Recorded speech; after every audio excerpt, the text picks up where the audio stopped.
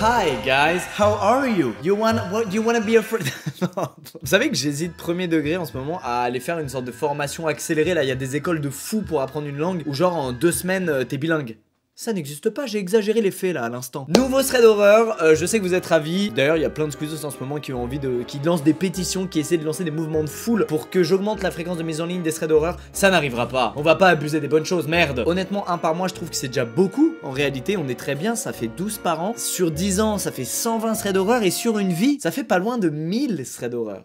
Et ça. Vous l'aviez pas calculé ça, hein. Aujourd'hui on a 2 histoires rationnelles et une histoire paranormale. C'est vrai que des fois je mets pas du tout d'histoire paranormale. La dernière fois à l'inverse j'en avais mis 2. J'essaie de varier, en fait c'est plus selon mon humeur quand je lis toutes les histoires qu'il y a sur Reddit en fait. Voilà, il y a pas vraiment de calcul là-dedans. Instinct. Faut que je fasse ce stage d'anglais. On commence tout de suite avec la première histoire qui est une histoire rationnelle et qui est celle de Nina. 8 mois avant qu'elle raconte cette histoire, Nina quitte le domicile familial et prend son indépendance. Elle part vivre seule dans son premier appart. Alors évidemment au début ça fait bizarre mais elle kiffe son indépendance, tout se passe pour le mieux pendant 3 mois. Nina commence à recevoir des appels téléphoniques étranges. Et pas seulement, elle reçoit aussi à plusieurs reprises des fleurs d'une personne anonyme. Alors au début elle en tire aucune conclusion, elle s'attarde pas plus que ça là-dessus, jusqu'à ce qu'il y ait des trucs plus concrets qui se passent. Des trucs qui se passent chez elle directement. Par exemple des objets dans la cuisine et dans le salon qui disparaissent et qu'elle ne retrouvera jamais. Il y a aussi des fois où elle éteint la télé de son salon avant d'aller se coucher et elle la retrouve allumée le lendemain matin. Bref, à force d'assister à des trucs étranges comme ça, elle se met la nuit à avoir peur. Elle est clairement plus du tout à l'aise dans son appartement. Et un jour, tout bascule. Le soir quand Nina s'ennuie, elle regarde la télé. Elle en a une dans sa chambre et une dans le salon. Et elle a un setup un peu bizarre qui fait qu'elle stream la télé de son salon sur la télé de sa chambre. En gros, l'image de la télé du salon est donc dupliquée sur celle de la chambre. Un soir, Nina est dans sa chambre, elle allume sa télé et les chaînes défilent toutes seules. Ce qui veut donc dire que quelqu'un est dans son salon, en train de regarder la télé et de zapper les chaînes. Ce soir-là, Nina panique, mais elle est tétanisée, elle ose pas aller voir dans le salon si quelqu'un regarde la télé, elle va juste pas faire de bruit et attendre que la nuit passe. Le lendemain, elle appelle son frère, elle lui raconte tout, et malheureusement, il prend pas au sérieux ce qu'elle va lui dire, il va juste croire qu'elle est un peu parano. Nina insiste encore, et au final, son frère comprend que ce qui se passe c'est sérieux, à tel point qu'il décide d'aller dormir chez elle plusieurs nuits consécutives pour la rassurer. Les jours passent, Nina dort mieux, elle se sent plus en sécurité, et heureusement, ou plutôt malheureusement, il se passe rien. Alors pourquoi je dis malheureusement? Parce que ça rassure pas du tout Nina, qui comprend qu'elle est probablement surveillée par la personne qui fait des intrusions chez elle. À l'issue des 5 jours qu'il passe chez elle, son frère lui explique qu'il va pas vivre là indéfiniment et qu'il faut qu'il rentre chez lui un jour. Il lui promet malgré tout qu'il reviendrait dormir chez elle si jamais ça va pas et qu'il y a un autre problème. Et surtout, il lui conseille d'appeler la police en cas de doute. Quelques jours plus tard, il est 23 h, Nina est dans sa chambre et elle entend des bruits de pas qui proviennent de son salon. Immédiatement, elle appelle la police et à leur arrivée, ils ne trouvent rien. Il n'y a pas de trace d'effraction, il n'y a rien d'anormal dans la maison, c'est comme si Nina avait halluciné. Encore quelques jours plus tard, Nina entend une nouvelle fois des bruits qui proviennent du salon. Et cette fois, au lieu d'appeler la police, elle va appeler son grand frère. Elle est en larmes, elle essaie de faire le moins de bruit possible et son frère lui promet qu'il sera là d'ici 10 minutes. 10 minutes durant lesquelles il lui dit qu'il va rester au téléphone avec elle pour la rassurer et pour qu'elle le tienne au courant de ce qui se passe. Heureusement, pendant ces 10 minutes, il va rien se passer. Son frère lui dit qu'il est maintenant devant la fenêtre de sa cuisine et qu'effectivement, il voit quelqu'un assis dans le canapé de son salon. Il lui dit de pas bouger, de rester dans sa chambre sans faire un bruit, et il lui explique qu'il va devoir raccrocher pour appeler la police avant de lui-même faire quoi que ce soit. Évidemment, Nina, elle, est terrorisée à l'idée de rester seule sans contact avec son frère dans la maison dans laquelle se trouve un intrus, mais malheureusement, elle a pas le choix. Elle est seule, dans sa chambre, plongée dans le silence pendant plusieurs dizaines de secondes, sachant qu'un inconnu se trouve au rez-de-chaussée en train de regarder la télé. Ce silence est rompu par la sonnerie de son téléphone. Malheureusement, elle a oublié de mettre son téléphone en silencieux et quand son frère la rappelle, son téléphone sonne. Elle a beau raccrocher dès que ça sonne, elle est sûre que la personne en bas l'a entendu. Elle se lève dans le silence et colle son oreille à la porte de sa chambre pour voir si elle entend l'inconnu monter les escaliers, voir s'il a bel et bien entendu sa sonnerie et heureusement pour elle, non. Elle va entendre quelque chose 1 minute plus tard et c'est sa porte d'entrée qui s'ouvre. Elle est persuadée que c'est son frère ou la police qui vient d'arriver sur les lieux et donc elle se sent en sécurité. Alors elle décide d'ouvrir la porte de sa chambre. Et c'est là qu'elle tombe nez à nez avec un inconnu qui est en train de monter ses escaliers, habillé d'un imper noir et d'une casquette. Nina hurle et très bon réflexe, elle referme tout de suite la porte de sa chambre et elle pousse une armoire juste devant pour la bloquer et être sûre qu'elle est en sécurité. Ce qu'elle entend ensuite, c'est des bruits de coups, c'est des hurlements, c'est tout simplement son frère qui se bat avec cet inconnu juste devant la porte de sa chambre. Après plusieurs dizaines de secondes, il y a un grand silence dans la maison. Et Nina entend son frère lui dire que c'est bon et et qu'elle peut sortir de sa chambre. En sortant de là, elle voit cet inconnu face contre sol et son frère qui est par-dessus en train de lui tenir les bras et surtout en train de lui sortir un grand couteau de la poche. La police arrive sur les lieux 10 minutes plus tard et immédiatement arrête le gars et repart avec lui. Alors ça finit bien, merci au frère de Nina qui a quand même sacrément géré. Et en plus de ça, Nina va apprendre plus tard qui était cet homme et qu'est-ce qu'il foutait là. En fait, c'était un ancien petit ami de sa mère qui à l'époque avait crushé sur Nina. Mais quand je vous dis à l'époque, c'était 10 ans avant cette histoire. Nina explique qu'à l'époque, c'était pas un mauvais mec, mais qu'il avait quand même quelques soucis et qu'avec le temps, elle, sa mère et son frère avaient complètement coupé les ponts avec lui. Alors cet homme, il a été condamné à 3 ans de prison ferme, mais il a purgé que 5 mois avant d'être libéré, ce qui a eu pour effet de rendre furax Nina et son frère. Et après cette sortie de prison avancée, Nina, elle, a décidé de déménager pour être sûre qu'il ait plus son adresse et qu'elle ne le recroise plus jamais. Voilà, désormais nous voulons tous un frère comme Nina. C'est Clark Kent, son frère, c'est bon? En fait, ce qui me fait le plus bader dans l'histoire de Nina, c'est qu'elle a vu des objets chez elle bouger, qu'elle a perdu des affaires, mais qu'elle y a pas vu un signe d'une intrusion parce qu'elle s'est dit c'est certainement moi qui ai fait des erreurs d'inattention ou qui suis fatigué en ce moment et je fais pas gaffe. Ce qui est effectivement beaucoup plus probable que c'est l'ex-copain de ma mère qui vient chez moi la nuit en cachette regarder la télé. C'est horrible. Il est maintenant temps de passer à l'histoire d'Axel. Alors en fait, j'ai dit qu'il y avait une histoire paranormale, mais c'est pas vraiment une histoire paranormale en fait. Enfin, vous allez voir. À l'époque, Axel est un jeune policier qui vient tout juste de finir sa formation. Il est donc dans sa routine de nouveau policier et un jour, il reçoit un appel qui lui signale un incident suspect. Apparemment, un témoin aurait vu une lumière dans le ciel. Et effectivement, il vient lui-même d'entendre une petite série d'explosions typiques d'un transformateur électrique qui viendrait de lâcher. Il se dit donc que la personne qui vient de l'appeler a entendu la même chose que lui, mais a en plus vu le flash qui accompagne généralement ce type d'incident. Il se met donc tout de suite en route et le dispatch le rappelle pour lui donner plus de détails. La personne qui vient d'appeler la police prétend que la lumière était aussi, je cite, biblique, et qu'en la regardant, elle a ressenti une forte chaleur intérieure. Bon, Axel se dit « Ok, je vais tomber sur un allumé ». Il demande tout de même au dispatch si c'est la première fois qu'ils reçoivent un appel de ce numéro, et bien évidemment, non. Le mec est un habitué du service, et il aurait déjà appelé plusieurs fois pour des gens qui se seraient introduits chez lui, des gens dont la police n'aurait trouvé aucune trace en se rendant sur les lieux, et il les aurait aussi plusieurs fois appelés pour leur dire qu'il y a des anges dans sa chambre. Bon, vous voyez le truc. Bref, quelques dizaines de minutes plus tard, Axel arrive enfin sur les lieux. Il voit un homme debout sur le trottoir de devant chez lui. Quand il le voit, le mec a ses mains jointes, comme s'il était en train de prier. Et en voyant Axel, il le salue de la main. Axel se gare, s'approche de l'homme, qui s'appelle apparemment Tim, et il lui demande si tout va bien. Tim lui répond pas, il va plutôt lui demander s'il a lui aussi vu la lumière dans le ciel et qu'il a accepté l'arrivée de l'ange dans sa vie.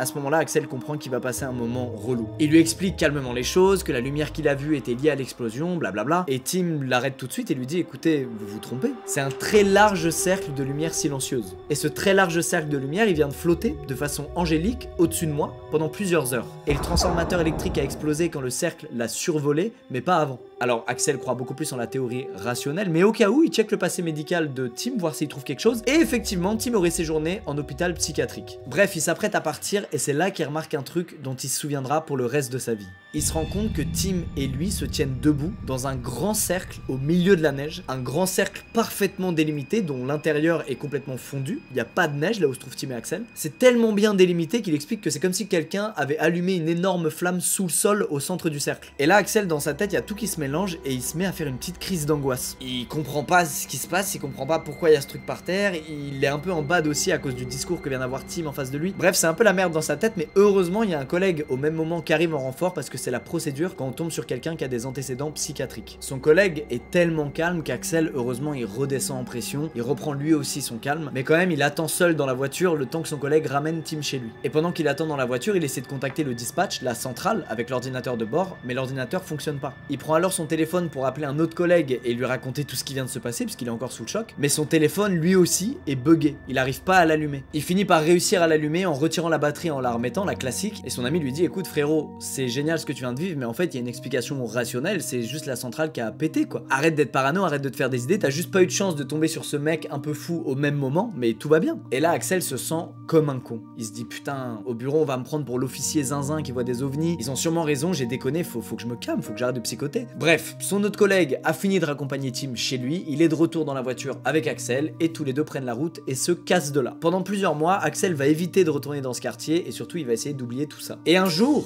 il reçoit un nouvel appel. Une alarme vient apparemment de se déclencher dans une maison située dans la même rue. Axel arrive sur place, il n'est pas retourné là-bas depuis des mois, et il va à la rencontre du propriétaire de la fameuse maison. Le propriétaire lui explique donc que l'alarme de sa maison s'est déclenchée sans raison, et que c'est pas la première fois, que c'était déjà arrivé plusieurs mois avant, après qu'une étrange lumière ait survolé sa maison. c'est bon. Depuis ce jour, Axel n'est plus jamais retourné dans ce quartier, même quand la police recevait un appel venant de là. Alors qu'était-ce, messieurs dames? Moi je crois surtout au truc d'électrique qui a explosé et qui a fait un truc chelou, électromagnétique bizarre, d'où la radio et tout qui capte plus. Mais cette histoire elle fait partie de énormément d'histoires de gens qui ont vu des trucs dans le ciel, dont certains même qui se sont réveillés après avec des cicatrices. Enfin, il y a tout un fantasme autour de ça qui est assez ouf, que ce soit vrai ou pas, que ce soit fantasmé ou rationnel, peu importe. Était-ce un nouveau véhicule secret que le gouvernement testait? Était-ce un ovni? Était-ce une manifestation divine? On saura jamais. Bref, il est temps de passer à la dernière histoire, celle de Victoire. On est en 2012 et Anna, la meilleure amie de Victoire, l'a convaincue de partir avec elle en week-end à 900 km de chez elle, dans le nord de la Suède. Évidemment, Anna, c'est la sœurette, Victoire, elle est ravie de pouvoir voyager avec elle, donc elle accepte. Faut savoir qu'à ce moment-là, elles ont toutes les deux 21 ans et qu'elles viennent de rentrer d'un voyage en Asie qui s'est très bien passé. Anna a déjà tout prévu, elle a trouvé une super voiture pour leur road trip. L'homme qui vend la voiture a accepté de les rencontrer à l'aéroport d'Ouméa, auquel elles vont arriver à midi sous un torrent de neige. En apercevant le vendeur, Victoire a une petite gêne, c'est que le mec est habillé en chasseur. Alors, c'est pas inhabituel dans cette région et à cette époque, mais quand même, elle se dit, bizarre de nous accueillir habillés comme ça. Bref, elles vont à leur rencontre et le mec est adorable. Il leur serre la main, il est souriant, il leur souhaite la bienvenue, il fait un petit tour de la voiture avec elle, il leur explique comment il a rénové la caisse et il leur montre les papiers de la révision technique la plus récente. Le mec a l'air d'être un très honnête homme. En revanche, la météo se dégrade et il fait de plus en plus froid. On parle du froid du nord de la Suède. C'est un froid qu'on connaît pas nous. Du coup, le vendeur ouvre une porte de la voiture et il leur dit bah venez, on prend la voiture et on va signer tous les papiers chez moi autour d'un café. Ce sera quand même plus agréable que dans le froid glacial du nord de la Suède sur un parking vide. Ce qui est très sympa de sa part, mais Victoire, son instinct se met en alerte à ce moment-là. Elle a rien qui montre qu'elle peut potentiellement être menacée par cet homme. Pourtant, elle a une intuition bizarre, comme si tout se passait trop bien pour être vrai. Bref, nos deux amis s'assoient sur la banquette arrière de la voiture, direction chez le vendeur. Sur le trajet, l'homme n'arrête pas de parler. Alors, rien d'alarmant pour nous, mais aux yeux de Victoire, c'est assez étonnant puisque les gens du nord de la Suède ont la réputation d'être des tombes. Là, le mec fait tout l'inverse. Il leur parle des fonctionnalités de la voiture, il leur parle de la région, des lieux qu'elle pourrait visiter, de la faune locale. Bref, c'est genre un guide parfait gratos. D'ailleurs, après 20 minutes de trajet, Victoire remarque qu'elles sont en train de rouler au milieu de la forêt, sur des routes de campagne et qu'il n'y a pas de civilisation avant beaucoup de kilomètres. C'est vraiment la Suède profonde, loin des villes dont Victoire a l'habitude. Alors c'est cool, c'est aussi ça qu'on cherche en voyage, mais c'est pas forcément ça qu'on cherche en étant dans une voiture avec un inconnu. Victoire, en réalisant ça, elle a un petit coup de stress, elle se dit mais en fait on est en voiture avec un inconnu qui est au volant, qui nous amène on ne sait où, dans un territoire qu'on ne connaît pas, et on n'a prévenu personne de notre présence ici. Ça craint un peu quand même. Elle jette alors un coup d'œil à Anna pour voir si elle a le même feeling et Anna a pas du tout l'air en stress, au contraire elle a un grand sourire et elle discute avec le mec qui est en train de leur parler de la région. Nos amis arrivent enfin à destination et la voiture s'arrête à côté d'un chalet en bois autour duquel il y a rien. Elles suivent donc l'homme jusqu'à l'intérieur du chalet et il continue de leur parler sans interruption jusqu'à ce qu'il ferme la porte d'entrée derrière elle. Une fois à l'intérieur, Anna continue de lui poser des questions sur la voiture et Victoire sent que la voix de sa meilleure amie a légèrement changé, qu'elle a un ton un peu plus inquiet, comme si elle aussi elle venait de se rendre compte qu'il y a quelque chose qui tourne pas rond. L'homme leur dit qu'il va faire chauffer de l'eau pour leur faire un thé, pour se réchauffer, et en passant à côté d'Anna, il lui glisse la main dans les cheveux et il lui fait un grand sourire. Ultime red flag. Victoire lui demande poliment si elle peut utiliser sa salle de bain et il lui ouvre alors une porte sur laquelle il y a un cœur rouge, un stickers. Elle le remercie, elle rentre dans la salle de bain, elle referme la porte derrière elle et en se lavant les mains, il y a quelque chose qui attire son attention dans le reflet du miroir. Ce quelque chose, c'est un truc qui a l'air caché derrière le ballon d'eau chaude. Victoire tire dessus et elle se retrouve alors avec un espèce de rouleau en plastique qui contient des pages. Elle ouvre le truc pour vérifier ce que c'est et là son sang se glace. En fait ce truc c'est des photos pornographiques ultra violentes qui ont été découpées de plusieurs magazines différents, collées sur du papier et entourées de plusieurs textes écrits à la main. C'est donc pas un truc qu'on trouve chez n'importe qui. Et ces fameux textes écrits à la main, ils parlent de l'horrible histoire d'une femme qui aurait été attirée par la promesse d'une voiture d'occasion vendue pas cher avant que ça se transforme en une véritable histoire d'horreur. Heureusement pour elle, et Victoire nous dit que ça va nous sembler stupide, moi je trouve pas. À force de voyager ensemble avec Anna, elles ont mis au point un code secret qu'elles utilisent que lorsqu'elles doivent se sortir d'une mauvaise situation. Alors elle nous explique que jusque là elles avaient jamais besoin de l'utiliser, que même elle se permettait de faire quelques blagues sur ça, mais que là ça lui semblait justifié enfin de l'utiliser. Victoire sort donc de la salle de bain en comprenant qu'elles sont absolument pas en sécurité ici, elle et Anna. Alors elle regarde Anna et elle lui dit des pommes de terre. On a oublié d'acheter des pommes de terre. Anna la regarde droit dans les yeux et tout de suite dans son regard, Victoire comprend qu'elle a compris, qu'elle a capté que c'est pas du tout une blague là, qu'elle utilise premier degré leur code secret. Anna lui répond donc « Ah oui merde, on y va maintenant ?» Et Victoire lui dit « Ouais, en plus ça risque de fermer, il est déjà tard. » du bluff. Il est 14h, ça risque pas de fermer. Anna prend tellement au sérieux le code secret qu'elle fait l'actrice là, elle fait un move incroyable. Elle va jusque dans la cuisine, elle tape sur l'épaule de l'homme et elle lui demande s'il peut lui passer les clés de la voiture pour qu'elle vérifie l'état de la courroie. L'homme répond qu'elle est en très bon état mais qu'elle peut checker d'elle-même si elle le souhaite et il lui donne les clés. Elles sortent toutes les deux de la maison, elles rentrent dans la voiture, elles allument le moteur et elles bombardent. Dans la voiture, Victoire explique à Anna pourquoi elle a utilisé le code secret, parce qu'elle était convaincue sur le moment que si elle restait là, elles allaient mourir. Après 20 minutes de route dans l'autre sens, elles arrivent donc à l'aéroport et elles abandonnent la voiture. Et là, elles se disent quand même, putain, ce qu'on vient de faire, c'est un peu une dinguerie si le mec est innocent, si ton instinct a merdé. Elles se disent que si le mec porte plainte pour vol, elles sont sacrément dans la merde. Et justifier le vol d'une voiture devant la police par le fait que t'as vu un magazine bizarre dans sa salle de bain, elles sont pas très sûres que ça passe. Alors comment l'histoire finit? Bonne nouvelle, le mec ne les a pas suivis jusqu'à l'aéroport. Et il n'a pas non plus porté plainte. Ce qui pour elle montre qu'il avait très certainement de mauvaises intentions. C'est-à-dire personnellement, je suis innocent, je te ramène chez moi pour te faire un thé avant de te vendre une voiture, tu me la voles. Bon, j'appelle les keufs. Bref, ce qu'il faut retenir au-delà du fait, encore une fois, que faut se fier à son instinct, quitte à faire une énorme erreur. Bon là, après, la connerie qu'elles ont fait, c'était monumental quand même. Si le mec était vraiment innocent, on était sur une vraie bêtise. Mais surtout, ce truc de code secret, moi, ça m'a sorti de situation chiante mais pas dangereuse. Elle, ça leur a potentiellement, ce jour-là, vraiment sauvé la vie. Spoiler, c'est la fin de ce thread d'horreur. J'espère que ça vous a plu, c'était 3 histoires très cool et j'aimerais beaucoup, je sais que je reste bloqué sur cette deuxième histoire avec le truc de lumière dans le ciel et tout, mais il y a énormément de gens qui parlent de trucs comme ça et qui ont vécu des trucs chelous avec ça. Si vous ou un proche avez vécu ça, mettez-le dans les commentaires, ça peut être grave intéressant, ça peut faire un mini Reddit là dans les commentaires de cette vidéo. On se retrouve bientôt pour d'autres vidéos, on se retrouve dans un mois pour le prochain thread d'horreur. Prenez soin de vous, à très vite les squeaks. Les os.